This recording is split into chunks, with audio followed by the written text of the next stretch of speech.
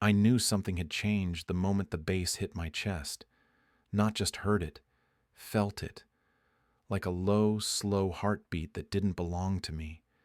The kind that makes your coffee ripple in the mug and your windows vibrate like a war is coming. At first, I thought it might have been a bad dream, one of those strange leftover remnants from falling asleep in your recliner with the TV on. But no. When I sat up, blinked the sleep from my eyes, and looked out my front window, the world had changed. Someone had parked a limousine in front of the house next door. Now, Cedar Street isn't that kind of neighborhood. It's a quiet cul-de-sac in Oregon where porch swings outnumber streetlights and the biggest excitement is whose tomatoes are ripening faster. I've lived here 35 years.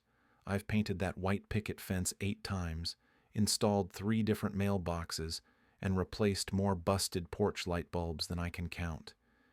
This was my sanctuary, especially after Evelyn passed. But that Friday night, the air stank of cigar smoke, cologne, and testosterone.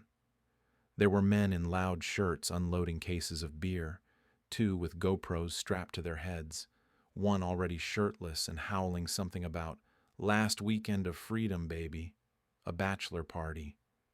At my age, I thought bachelor parties meant a poker game and maybe some scotch in a wood-paneled basement. This wasn't that. The music thundered out from the rental house like it was trying to take over the whole street. A sweaty parade of 20-somethings marched in and out, dragging coolers, plastic folding chairs, and at one point, a goddamn inflatable hot tub. I stood behind my blinds like some cliché old man, arms crossed over my flannel pajama top. I could hear them shouting, music shaking the walls. At 9:52 p.m., a bottle smashed against the curb. Now, I'm not a complainer by nature. I was a physics teacher for 38 years. I know how to calculate momentum, friction, even patience. But what I saw and felt was more than noise. It was a crack in the peace I'd spent my whole retirement preserving. At 10:13 p.m., I walked over and left a note. Nothing aggressive, just a handwritten card I had in the drawer, the kind with a picture of a sailboat and the word Serenity on the front. Inside I wrote, "Hi there. I'm your neighbor Frank at 140. Just wanted to kindly ask if you could keep the volume down a bit after 10. Appreciate it. FG." I tucked it in the door frame, then walked back home. They didn't read it, or if they did, they laughed at it, because by 11 the volume went up, not down. The bass had company now, yelling, clinking bottles, some guy trying to freestyle rap over the beat. Then a car alarm went off for no apparent reason, and nobody turned it off for 7 minutes. 7 minutes. I sat in my living room, jaw clenched, the remote useless in my hand. I couldn't hear the damn television. I couldn't even hear my thoughts. So I did something I hadn't done in decades. I called the non-emergency line. I used to tell my students not to waste public resources unless there was actual danger. But this felt like danger. Not the kind with weapons or fire, but the slow, creeping kind that takes your sanity an inch at a time. The officer on the phone was polite but indifferent. "We'll do a drive-by," she said. I thanked her and hung up, knowing full well that drive-by meant a glance out the window from a cruiser, then a return to their donut break or real emergencies. Sure enough, a patrol car rolled past around midnight. Didn't stop. Didn't even slow down. Just eased past the party like it was background noise on the way to something else. The music blared. The laughter howled. The hot tub gurgled. I didn't sleep. Around 2 a.m., I watched someone stagger out onto the lawn and puke into my hydrangeas. That was the moment I felt something snap. Not loud, not dramatic, but a small internal click, like a reset, like a lever being thrown. I wrote down the time. I wrote down the license plate of the black Dodge Charger that pulled away with 3 shirtless men in the back seat. I wrote down everything. When the sun rose the next morning, the house looked like a beer commercial that had crashed into a garbage truck. Red cups in the bushes, pizza boxes on the lawn, a condom wrapper in the gutter. I brewed a strong pot of coffee and stared out at the mess. This wasn't going to stop on its own. Around 10 a.m., a hungover-looking guy in flip-flops came out to pick up some trash, dragging a trash bag behind him like a child punished to clean up after a sleepover. He didn't see me watching. I spent the day pulling weeds, not because they needed it, but because I needed something to pull. The next weekend it happened again. Different group, same noise. This time they brought a karaoke machine. Now I'd spent most of my adult life solving problems with reason, equations, diplomacy, but something about the way they shouted the lyrics to Sweet Caroline at 1:12 a.m. like it was a war cry made me realize the truth. I was at war, a quiet war, one that didn't involve fists or shouts or even the police, but a war all the same, and I wasn't going to fight it alone. The next Friday came like a countdown to impact. I knew the signs now. The driveway next door, once bare and sensible, started filling with Subarus and lifted pickups by 5:30. At 6, a kid with a Bluetooth speaker on his shoulder swaggered in like he was storming the beaches of Normandy. And by sunset, the scent of gasoline and cheap beer rode the air like a warning shot. I'd hoped maybe the last time was a one-off. That hope died the moment someone dragged a portable fire pit into the driveway and lit it without so much as a hose in sight. Sparks danced up into the dry summer air, while bass shook through my walls again. Some mix of EDM and country, which I didn't know was a genre until it assaulted me. I stood on my porch, arms crossed, watching the flickering flames through the gap in the fence. My rose bushes were barely 10 feet away, and some drunk guy was gesturing with a solo cup like he was directing traffic. I waited for him to spill something flammable. He didn't. Not yet. Around 9 p.m., the shouting started. Not the happy beer commercial kind, but the aggressive slurred kind that ends in someone getting pushed. Sure enough, 10 minutes later, 2 guys squared off near the sidewalk, one in an Oregon Ducks tank top, the other in flip-flops with socks. "Say that again, bro," Tank Top growled. "I said your tattoo looks like it was drawn by a blind kid," Flip-flops shouted, puffing up his chest. Classy. They didn't swing, not yet. But they made enough noise to wake the elderly couple across the street, Marge and Walter, bless them, who peeked through their curtains like nervous meerkats. By 10:15, I was calling the non-emergency line again. The same woman answered. I recognized her voice. Pleasant, detached, like someone reading a parking fine aloud. "Yes, Mr. Garner. We've logged the complaint. We'll have someone check it out." "Last time they just rolled by and waved," I said, trying to keep my voice level. "There's a fire pit. Open flame. People screaming. It's not safe." "Yes, sir. It's been noted." "Have a nice evening," I said, and hung up. The nice evening never came. Around 11:30, I stepped outside to check the damage. The flames had died down, but the trash had not. Empty bottles littered their lawn. One guy stumbled around the driveway like a broken Roomba, arms out for balance. And then it happened. I saw movement near the edge of my yard. I stepped closer to the hedges and caught a figure swaying, fumbling with something. It was one of the guests, and he was peeing on my roses. "Hey!" I barked. He jumped like I'd fired a gun, spun half around midstream and stumbled back. His eyes were glassy, his hair sticking up like he'd wrestled a raccoon. "Oh, sorry, man, didn't know this was, like, someone's yard."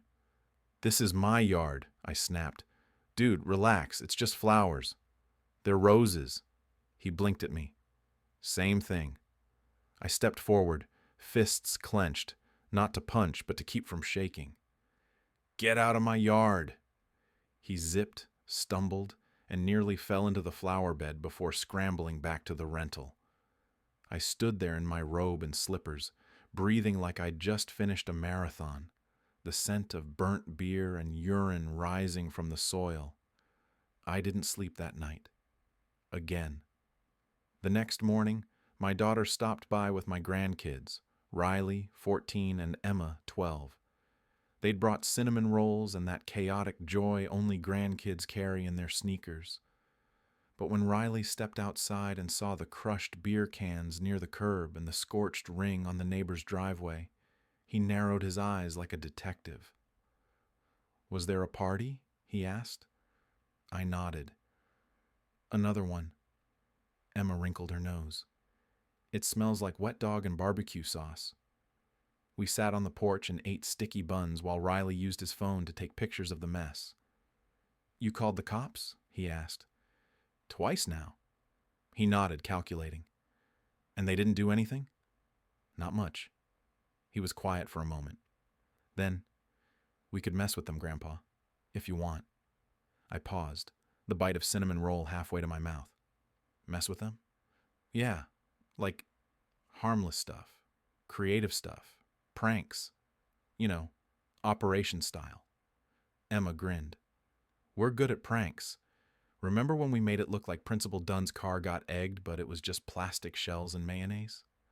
I looked at them both.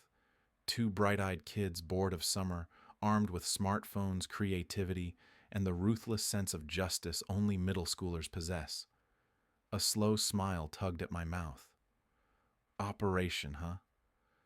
"Operation Night Watch," Riley said instantly, like he'd already named it in his head.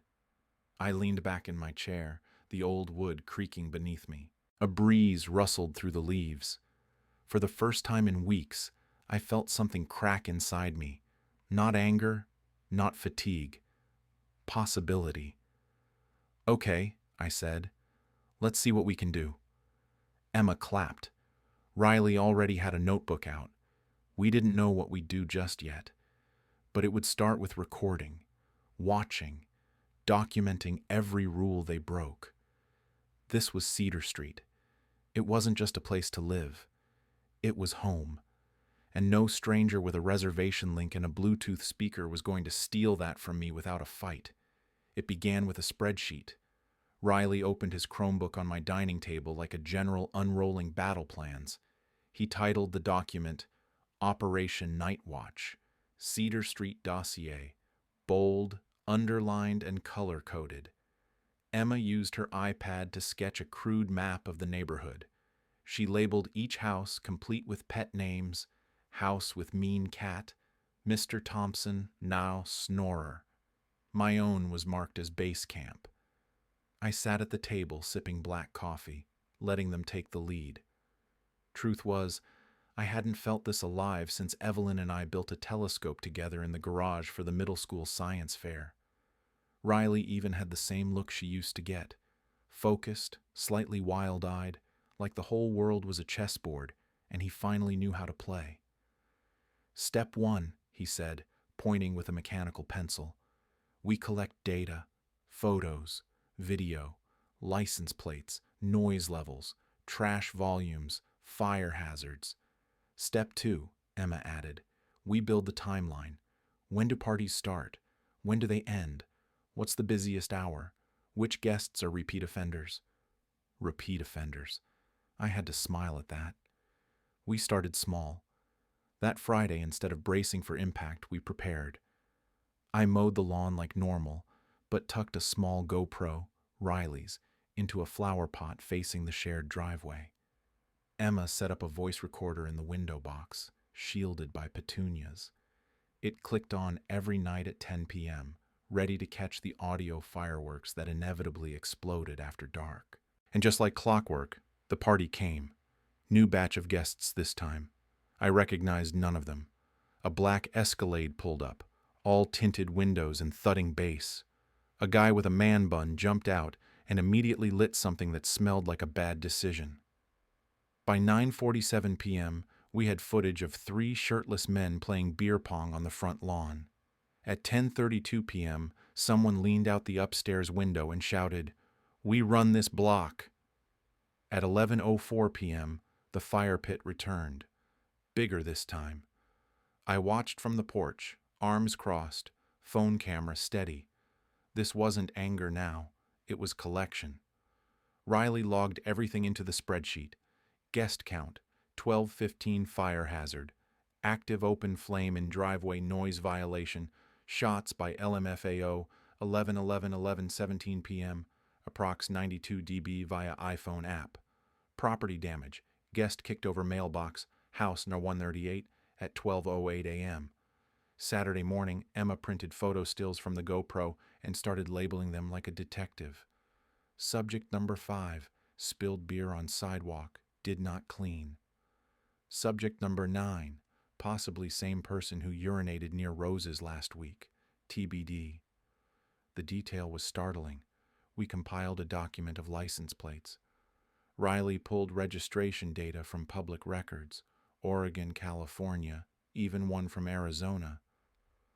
They're listing the place as a destination party house on third-party sites, he said, spinning the laptop to show me. It's on 6 different platforms. No owner contact info. Just a management company that lists dozens of short-term rentals. He paused. Guess who owns the LLC? I raised an eyebrow. Some guy named Chase Randall, Riley said. Lives in Portland. Owns 15 properties. This one's under Cedar Street Holdings, LLC. I recognized the name. Not personally, but by type. A man who didn't live here. Who didn't see our porches or hear our birds in the morning. Who didn't care that Cedar Street had been a place for healing, not hangovers. We collected more that weekend. Audio of shouting past midnight. Footage of guests stumbling into the street.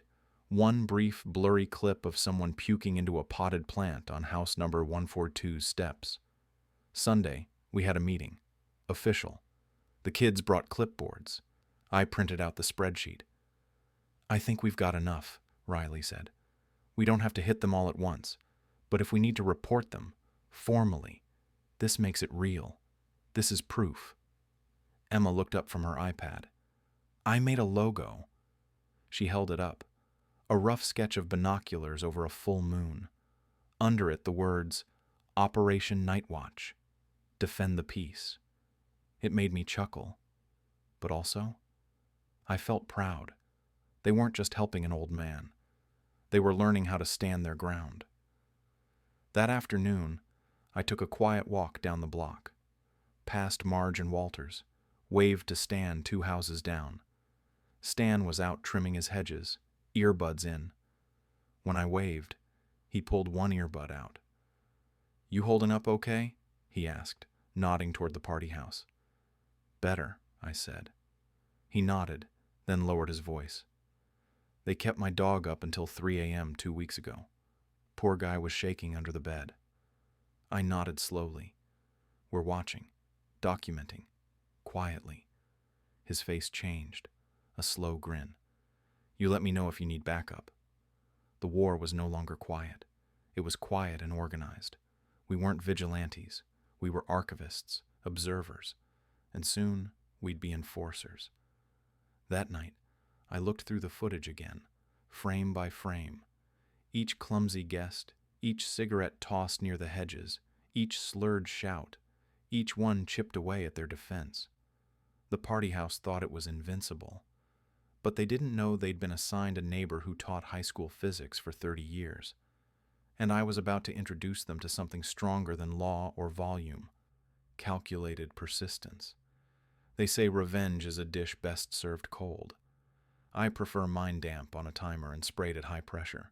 After 3 weekends of parties, the kind where plastic cups outnumber brain cells, I decided it was time to move from observation to application. We had the data. We had the patterns. We even had subject number 7 on video trying to open my garage before stumbling away in defeat. Riley zoomed in and labeled it. Attempted entry. Possible urination. 11:43 p.m. It was time to nudge the battle line forward. Now, I didn't want to break any laws. I'd spent my whole life trying to teach kids the value of restraint. Physics, after all, is about balance. Forces push, they pull, they react, and so would I. So I started with the sprinkler system. The control box on the side of my house hadn't seen action since last summer. Normally I ran it twice a week at sunrise, enough to keep the grass alive, not enough to drown the clover. But now it would run every Friday and Saturday. At exactly 10 p.m., Zone 3 controlled the edge of my driveway and the shared stretch between my property and the rental house. Zone 4 sprayed the side strip directly under the guest bedroom window, where they often gathered to vape and shout about fantasy football. I adjusted the arc of the spray heads with a flathead screwdriver and tested the reach. It landed perfectly, just far enough to hit their cars, their plastic chairs, and, if they stood close enough, their party shoes.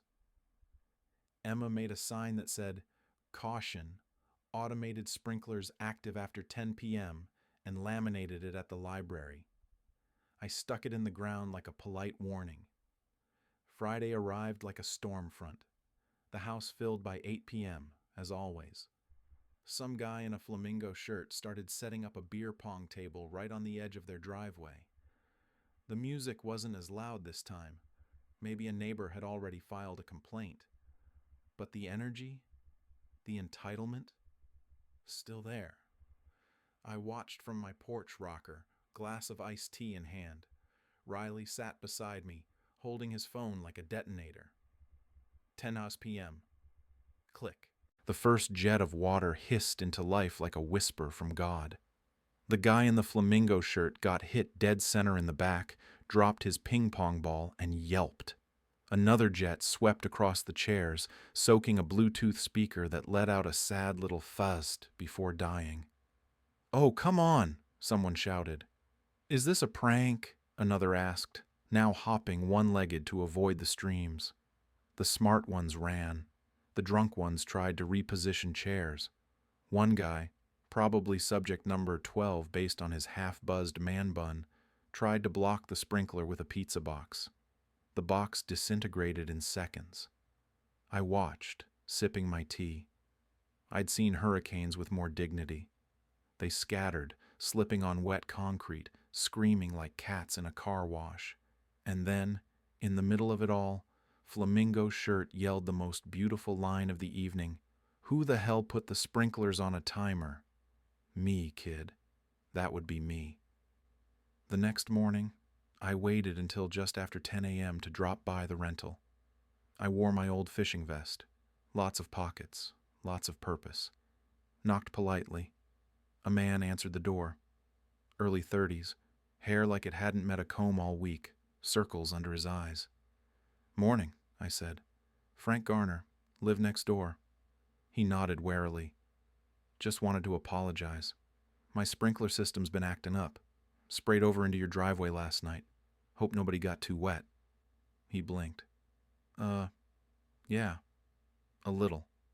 "Old system," I said, shaking my head. "It's supposed to water the roses, not the sidewalk. I'll look into it." He nodded again, too tired or hungover to question it. "Cool. Good luck cleaning up," I added, and walked back home, whistling something by Sinatra. Later that afternoon, Riley updated the spreadsheet. 10 p.m. Sprinklers activated, subject number 12 fell while fleeing. Video available. Bluetooth speaker possibly destroyed. Status soaked. Guest departure time 11:03 p.m. Earlier than usual. We had proof. We had a pattern. And now we had momentum. That night, we tested the automated timer again, just to be sure. At 10 water hissed to life again. The sidewalk sparkled. The air smelled like wet grass and satisfaction. The rental house stayed quiet. Saturday came. Another party, but smaller. Fewer cars. No beer pong. No fire pit. At 9:45, a guy stepped into the driveway with a drink, looked up, and spotted the laminated sign. He stepped back inside. 10. Sprinklers activated. No one came out. Victory? Not yet. But it was progress. Emma brought over cookies the next day, peanut butter with little chocolate chips, and handed me a sketch she'd done. It was of me, sitting in my rocker, with sprinkler jets fanning out like battle lines. "You look like a general," she said. I framed it, right there on the wall beside my front window, where I could see it every morning. I knew this war wasn't over. Chase Randall still owned the house. The guests would keep coming. But for once, they weren't the only ones playing offense. Riley, ever the tactician, already had the next phase planned: visual deterrence.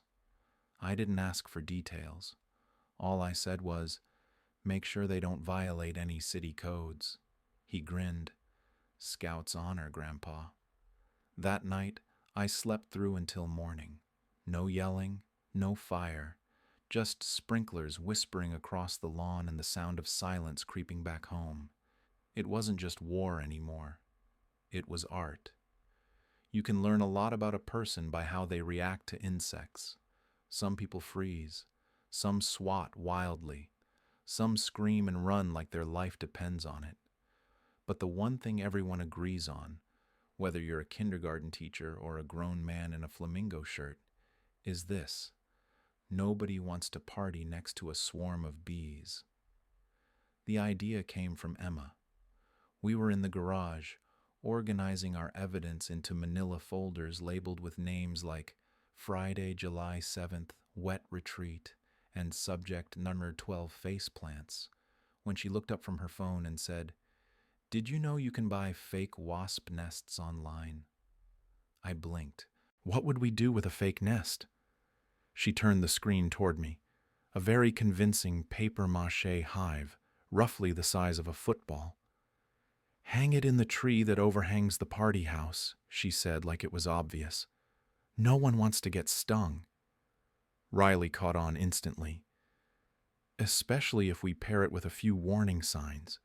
You know, like official-looking ones." The three of us stared at each other like scientists discovering electricity. That afternoon, we made a trip to the hardware store.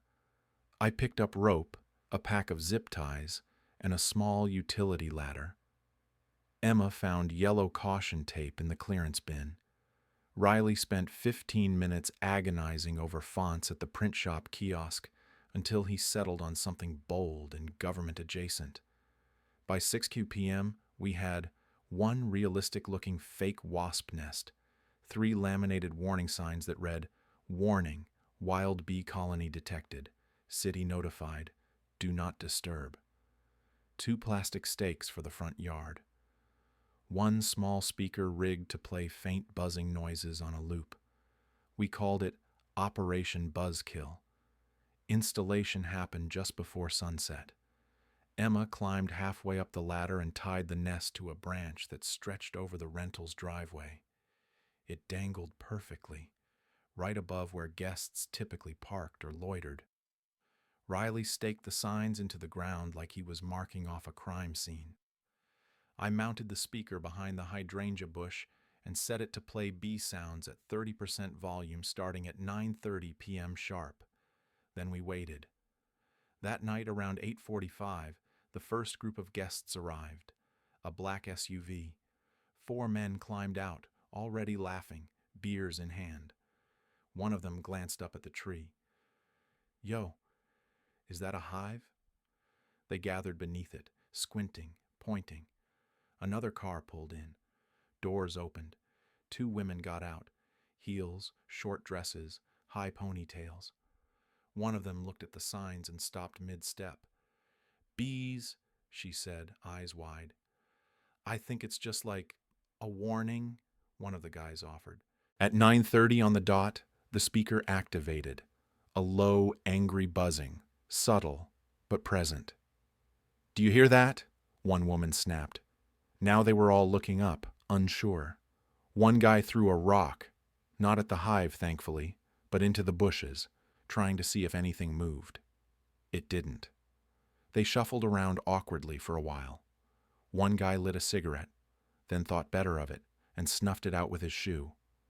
Someone peeked into the rental, then back at the tree. By 10:05 p.m., 3 guests had retreated inside. By 10:17 p.m., someone knocked on the rental's front door. A man I recognized from earlier weekends, a tall guy with a sunburn and a too-tight polo, answered. They talked in hushed tones. He came out, looked at the hive, looked at the sign, and muttered something I couldn't hear. Then he Googled it. Riley, watching from the porch with binoculars, chuckled. I bet he's trying to figure out if bees are protected species.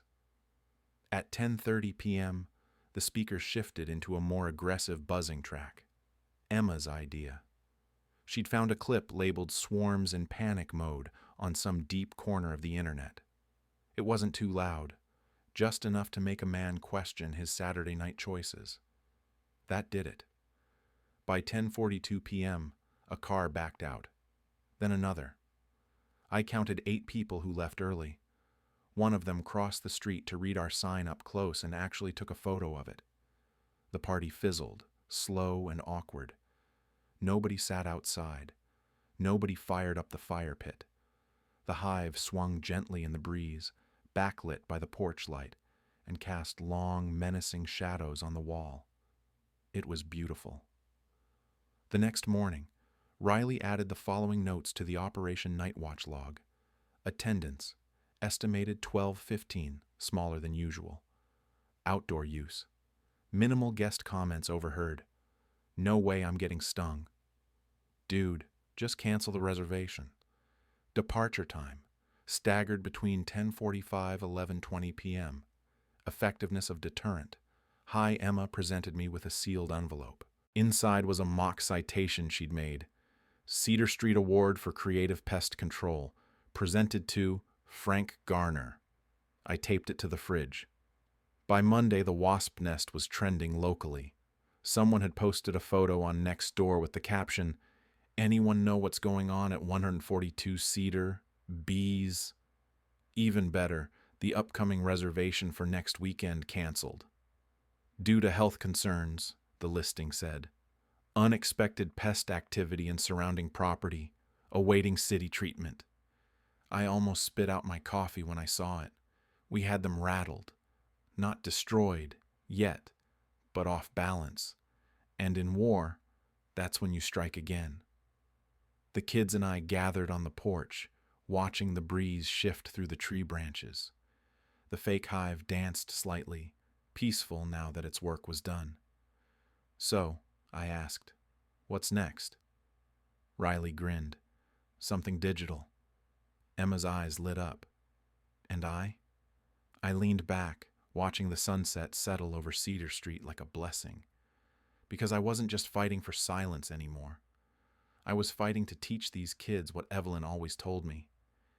Peace isn't the absence of noise. It's the presence of respect. If the enemy fights with music, booze, and obliviousness, then it's only fair we respond with Wi-Fi, Photoshop, and mild psychological operations. Riley called it digital warfare. I just called it fun. We sat at my kitchen table, blue glow from the laptop screen casting shadows on the walls. Emma sipped apple juice from a mug that once held Evelyn's chamomile tea. Riley had his notebook open, pages filled with sketches and bullet points like a teenage Bond villain. We need 3 things, he said, tapping his pencil. 1, confusion. 2, fear. 3, reviews. Reviews? I asked. He spun the laptop around. They're still listed on Airbnb, VRBO, and something called House Crate. All 5-star ratings. All fake. Emma leaned over and pointed. We're going to fix that. She had already created burner accounts, usernames like Silent Neighbor 87, Mom Off Teens PDX, and Trail Runner Marcy. Each account had a profile picture, a believable review history, and just enough detail to pass casual scrutiny. The reviews she drafted were things of beauty. We left after the second night. Loud neighborhood, mysterious buzzing noises, definitely haunted vibes. Thought we saw a bee swarm near the tree. Woke up with itchy ankles. Not worth it. Great place if you enjoy surprise sprinklers and mysterious knocks at 3 a.m. Also, the old man across the street stares. That last one made me laugh out loud, but we weren't stopping there. Phase 2, the inspection notice. We designed a fake email from a fictional neighborhood compliance board, Cedar Street Community Standards Authority. Riley built it in Gmail, complete with an official-looking logo that Emma drew, a minimalist pine cone with a magnifying glass over it. We drafted the email together, formal but ominous. Dear Property Manager, it has come to our attention that 142 Cedar Street may be in violation of several short-term rental ordinances, including noise pollution, fire hazards, and over-occupancy. A formal inspection will be conducted within the next 2 weeks. Please ensure all documentation is available and that the property is in compliance. Failure to cooperate may result in fines and/or revocation of your STR permit. Regards, Compliance Division, Cedar Street, CSA. We didn't send it, yet. It was part of the arsenal, something we could leak strategically when needed. But our crown jewel, that was Emma's idea, the haunting of Cedar Street. We recorded it the same night. Riley brought over his Bluetooth speaker, the same one that had once played death metal at his middle school dance, and we programmed it to play a soft, eerie hum, just low enough to register as unsettling. Not music, not quite static, just presence. At 3 a.m., that Saturday, I placed the speaker beneath the rental's side window, partially buried in mulch. It activated on a timer and looped a 45-minute track Emma had edited herself, including a faint baby's cry whispered gibberish, the occasional creak, like a rocking chair in the attic. The effect? Subtle, but effective. I watched from the porch, half asleep, but grinning. At 3:11 a.m., one guest came outside in socks, looked around the yard like he was trying to remember where he parked reality, and muttered, "Nope, nope, nope, nope." He went back inside and turned on all the lights. At 3:23, 2 women came out, stood on the porch whispering, and checked their phones. One pointed toward my house. I waved. The next morning, the rental's lawn chairs were stacked neatly on the side of the house. Trash bags lined the curb. The Bluetooth speaker was gone, yes, but that was part of the plan. I didn't need it anymore. The ghost had done its job. By Monday, one of our burner accounts posted this gem. My boyfriend booked this place for a weekend getaway. We both got super weird vibes. Lights flickered, heard scratching, slept with the bathroom light on. Never again. The listing's rating dropped from 5.0 to 4.1 in 3 days. On Tuesday, Chase Randall, the elusive property owner, updated the listing. Due to recent neighbor activity, please be advised this is not a party house. Quiet hours strictly enforced. Do not disturb neighbors. It was a white flag wrapped in a passive-aggressive ribbon. We didn't reply, but Emma made a TikTok. She called it The House That Hums. It opened with a slow pan across the street. Overlaid text read, POV, you book a cute Airbnb but forget to read the neighborhood reviews. Cut to video clips we'd taken. The sprinkler soaking the driveway. A guest slipping and dropping a Red Bull.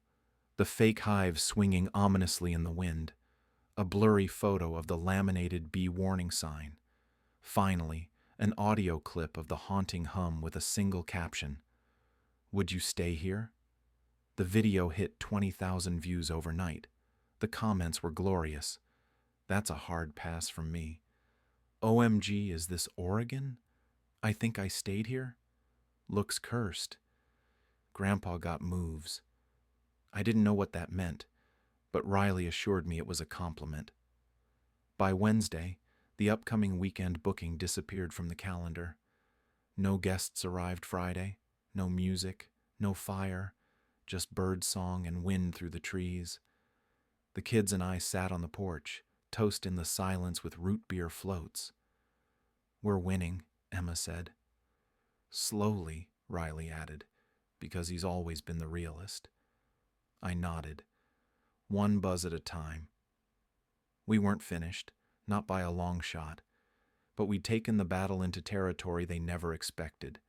Not legal action, not angry calls, just a steady hum of resistance, enough to wear them down, to change the story they were trying to tell. I looked at my grandkids, eyes bright, minds sharp. I wasn't just fighting for quiet. I was showing them how to stand up, with creativity, patience, and just a hint of mischief. It was Riley's idea to go door to door. Mine was to wear the good flannel. We'd pushed back for weeks, quietly, creatively, maybe even a little wickedly, but it was time to go public. We weren't just fighting noise anymore. We were defending a way of life.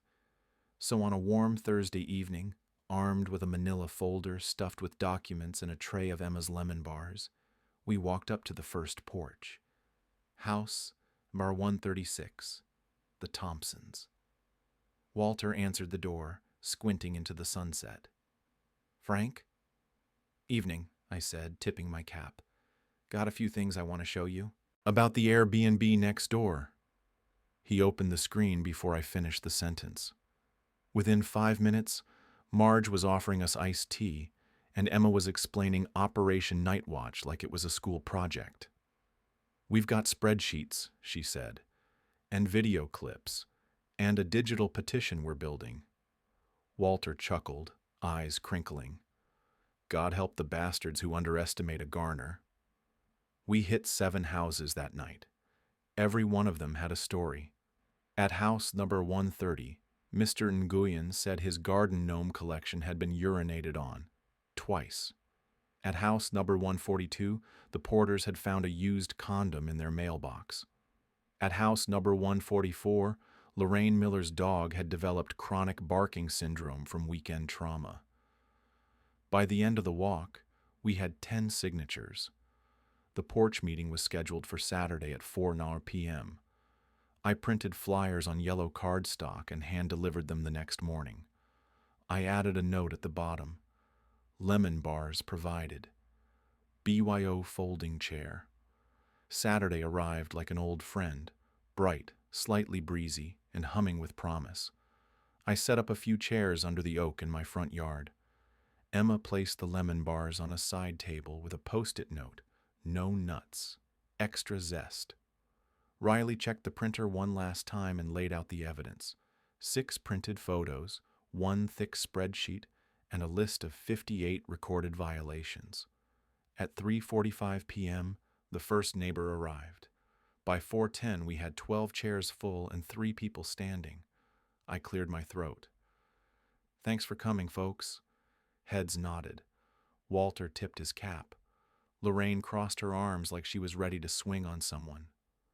"I've lived on Cedar Street 35 years," I said. "I've seen broken fences, bad weather, and the occasional HOA disagreement about mailbox paint. But I've never seen anything like this." I flipped open the folder. 58 documented violations: noise, trash, illegal fire use, loitering, public urination, and suspected over-occupancy. We've got timestamps, photos, audio, and we've reported it twice. Nothing happened. I passed around the evidence. Emma handed out cookies this time. No point arguing with her dessert diplomacy. "And that's why we're here," I continued. "Because one man making noise is a nuisance. But a dozen voices? That's pressure." Lorraine stood up, voice sharp.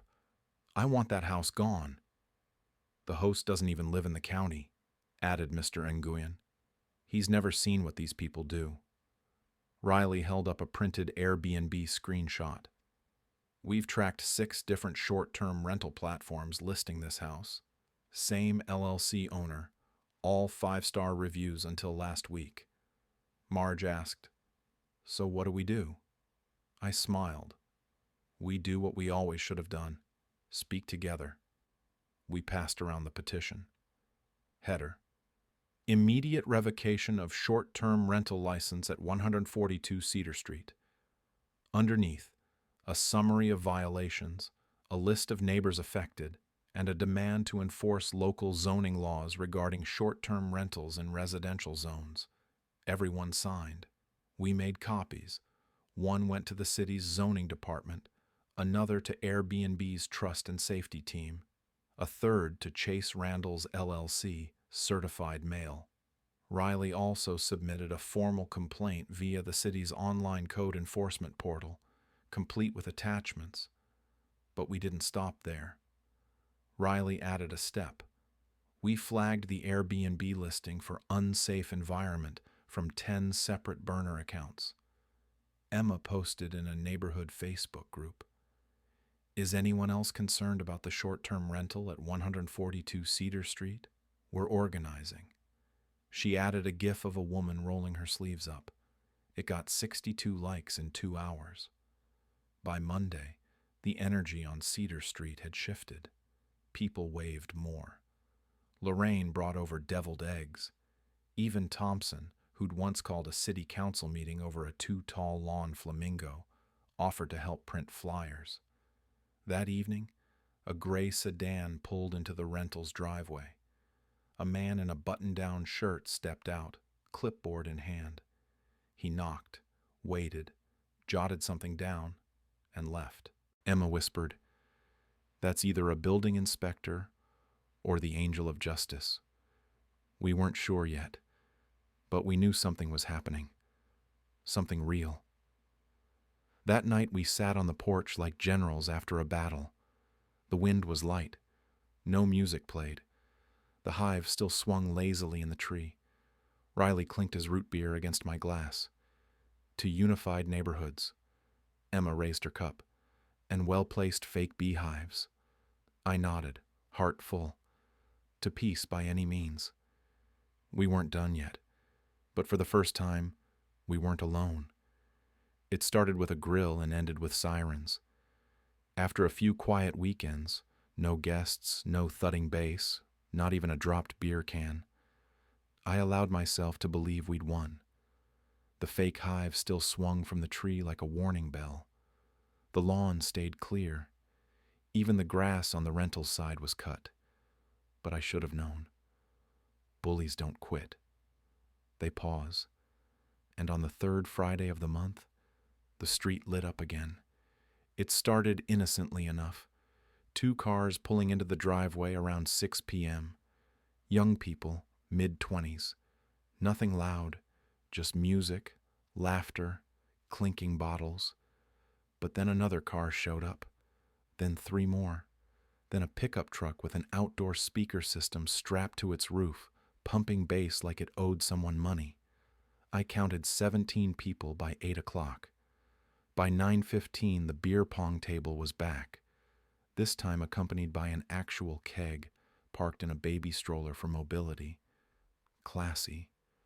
Then came the fire pit. Not the little portable one from before.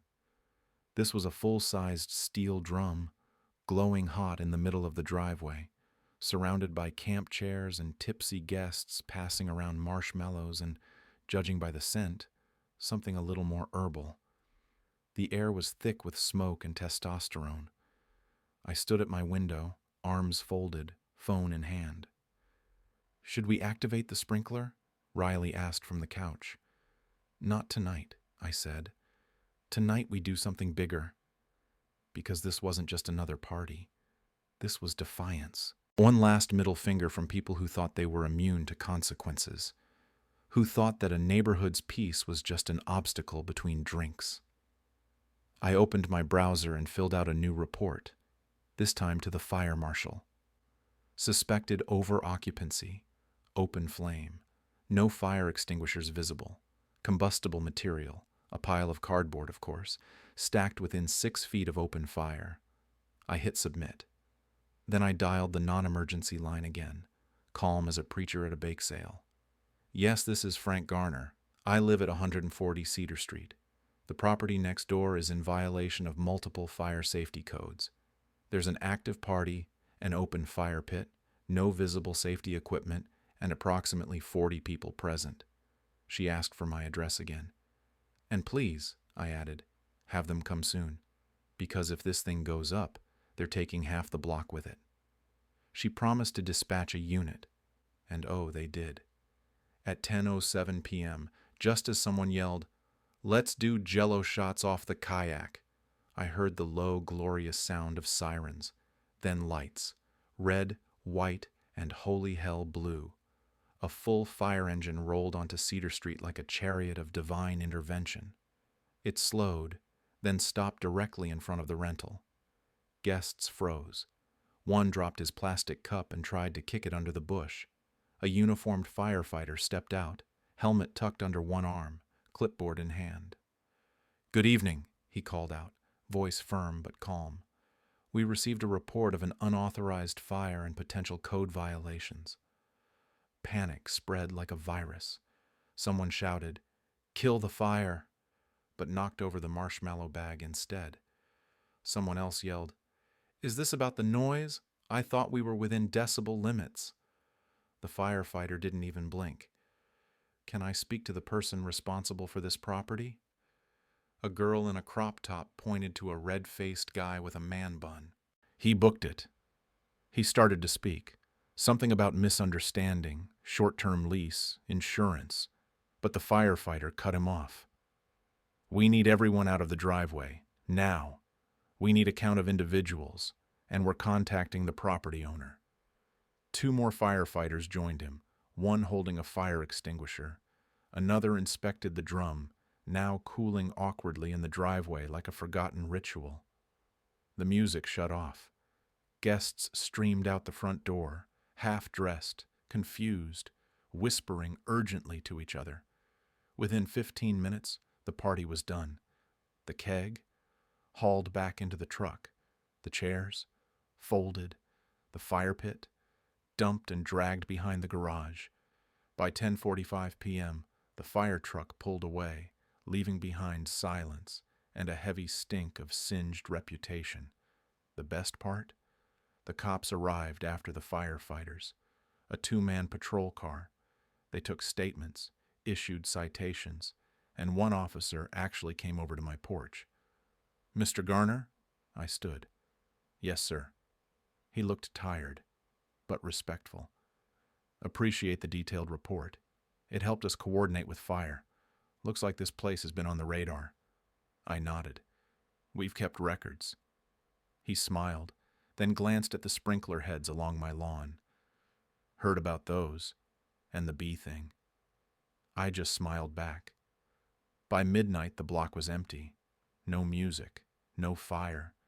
Just a few forgotten solo cups tumbling down the gutter like red plastic ghosts. Riley, Emma, and I sat on the porch under the stars. "That," Emma whispered, "was awesome." "It's like we dropped a nuke made of logic and municipal codes," Riley added. I leaned back, breathed deep, and let the night wrap around us. "I think," I said slowly, "they just hit their final straw. Because some things you can ignore, sprinklers, reviews, even fake bees. But when a fire truck rolls up your driveway and starts asking about permits, even the thickest skulls start to sweat." The letter came in a plain white envelope. No bold warnings, no red stamps. Just my name, Frank Garner, typed neatly on the front, and a return address from the city of Hillside, Department of Zoning and Urban Compliance. I opened it slowly, sitting at the dining table with my morning coffee. Riley and Emma leaned in from either side like detectives hovering over a freshly cracked safe. Inside, 2 pages. The first began simply, Property at 142 Cedar Street. Violation of short-term rental zoning restrictions. Final determination. License revocation. I paused, blinked, read it again. The second paragraph hit like a sunrise. Following multiple complaints, video documentation, verified safety violations, and inspection by Hillside Fire and Emergency Services, it has been determined that the property in question has failed to meet the city's standards for lawful short-term rental operation. Effective immediately, the short-term rental license for 142 Cedar Street is revoked. I exhaled, slow, deep, and quiet. Not a cheer, not a fist pump, just a breath I'd been holding for months without knowing it. Riley whooped. Emma knocked over her juice. "It worked!" she squealed, grabbing the papers. "Grandpa, we did it!" I nodded, a slow smile spreading. "No, we did it." The letter went on. The owner, Chase Randall, had been contacted. A lien could be placed if unauthorized rentals continued. The property must now be rented long-term or left vacant. A compliance officer would conduct follow-up checks. I walked outside and stood at the edge of the lawn, eyes on the rental. It looked different now, smaller, less smug. The porch that once held coolers and Bluetooth speakers now sat quiet and empty. At noon, a white Tesla pulled into the driveway. A man stepped out, early 30s, designer jeans, phone glued to his ear. Chase Randall, in the flesh. He paced the yard like a Wall Street trader stuck in suburbia. "I don't care if it's $2,000 a weekend. It's done, Kyle. They pulled the license. No, I didn't bribe anyone. This isn't Miami." He turned, spotted me watching from my porch, and stiffened. I raised my coffee cup. "Morning." He didn't respond. He stormed inside, stayed for maybe 20 minutes, then came back out and snapped a photo of the city notice now taped to the window.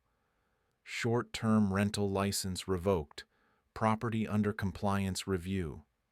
When he drove off, his tires chirped. Emma made another TikTok. This time, it was a slow zoom on the tape notice with sad piano music in the background. Caption: "Goodbye, party house. You will not be missed." The comment section erupted. "Justice served. Cedar Street 1, Airbnb Bros 0. This is why you don't mess with grandparents. Wait, is this the haunted bee house?" The views ticked past 100,000 by morning. The next day, a new sign appeared in the yard of 142 Cedar. For rent, long-term only, quiet tenants preferred. And just like that, the war ended. We didn't celebrate with fireworks or speeches.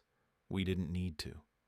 Victory smelled like damp earth and fresh coffee. It sounded like wind in the trees and a distant lawnmower. At sunset, Riley, Emma, and I sat on the porch again. Lorraine from down the street walked by with a casserole. Marge and Walter waved from their own chairs. Mr. Nguyen honked as he pulled into his driveway with a bag of groceries and a sleepy basset hound.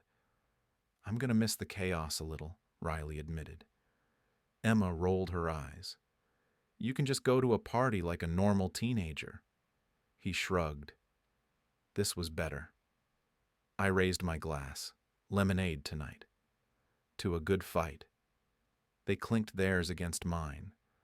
I thought about Evelyn, about the porch swings she loved, the garden she'd tended, the quiet mornings we shared, before the world filled with Bluetooth speakers and disposable shot glasses. She would have loved this ending. No fire, no arrests, just neighbors standing together and saying, "No. No, you don't get to profit off our peace. No, you don't get to rewrite what this street means.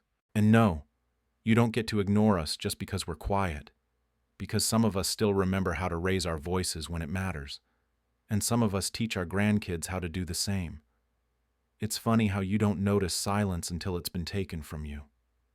Now, every morning, I sit on my porch with my coffee and I feel it, the weightless kind of quiet that makes you hear things you forgot existed. The wind brushing through the hedges, birds arguing over the feeder, a dog's collar jingling 3 houses down, life at its natural volume, and no thudding bass, no beer pong, No flamingo-shirted frat bros shotgunning light beer before sunset. Just peace. Real peace. The kind you can rest inside. 2 weeks have passed since the final guest stumbled off Cedar Street and into history. The house at 142 sits occupied now, by a single mom named Denise and her teenage daughter, long-term renters. Denise came over last Tuesday with banana bread and a tentative smile. "I hope the last folks didn't give you too much trouble," she said. I gave her the gentlest version I could. "Let's just say the neighborhood's happier now." She laughed. "Well, I work nights at the hospital. My daughter's into anime and homework. We're not exactly party material." Music to my ears. Literally. Denise planted herbs in the front garden. Her daughter walks a little rescue mutt named Taco. Sometimes I hear them giggling on the sidewalk. No yelling, no sirens, no fire pits on asphalt. Just life unfolding the way it used to. Riley and Emma came by yesterday. We sat on the porch, same as always. Root beer floats in hand. But the mood was different. Not war council. Just presence. "I think I missed the planning," Riley admitted, poking his straw at melting whipped cream. "We had a mission. Now we're just chilling." Emma tilted her head. "You say that like it's a bad thing." He grinned. "Did I? Huh. Weird." I chuckled. "There's value in quiet, too. You just have to know what to listen for." We watched Taco try to chase a squirrel up the wrong side of a tree. Denise laughed from the porch next door. The sun dipped below the hedgerows in that perfect orange streak you only get in early fall. Then Riley pulled something from his backpack. A book. Hardcover. Heavy. "I made us a record," he said, sliding it across the table. The cover read, "Operation Night Watch, The Quiet War on Cedar Street." Inside, every spreadsheet, every photo, every printout and scribbled note, the beehive sketch, the sprinkler diagrams, even the fake inspection email, lovingly annotated. I flipped through it slowly, page by page. My eyes stung more than I expected. Emma pointed to the back. "There's a final page for you. Something to write." It was blank, except for one printed prompt. "What did you learn, Grandpa?" I sat with that for a long time. What did I learn? That silence isn't just the absence of noise, it's the presence of community. That revenge doesn't always look like fire and fury. Sometimes it looks like data, a laminated sign, a well-timed sprinkler system. That teaching never really ends. Even when the classroom is your front porch and your students are armed with TikTok and empathy. That age isn't a reason to back down. It's a reason to stand firmer. Because you've seen what it looks like when peace is hard-earned, and you recognize when it's being sold off for $199 a night. That even now, even after loss, after noise, after chaos, there's always a path back to stillness. You just have to walk it, step by patient step. I picked up my pen and started to write. When I finished, Emma read it over my shoulder. She nodded slowly. "I like that." Riley looked out at the street, squinting into the wind. "You think there'll be another house like that?" "Maybe," I said. "But now this neighborhood knows what to do." He grinned. "You mean wage psychological warfare with sprinklers and bees?" I laughed. "No, I mean stick together. Speak up. Protect each other." They were quiet for a moment. Then Riley raised his float. "To the team." Emma clinked her glass. "To Grandpa." I raised mine last. "To Cedar Street. Long may it remain boring." And we toasted. Not to revenge, but to recovery. Because some wars end in smoke. Ours ended in banana bread. And that's exactly how I wanted it.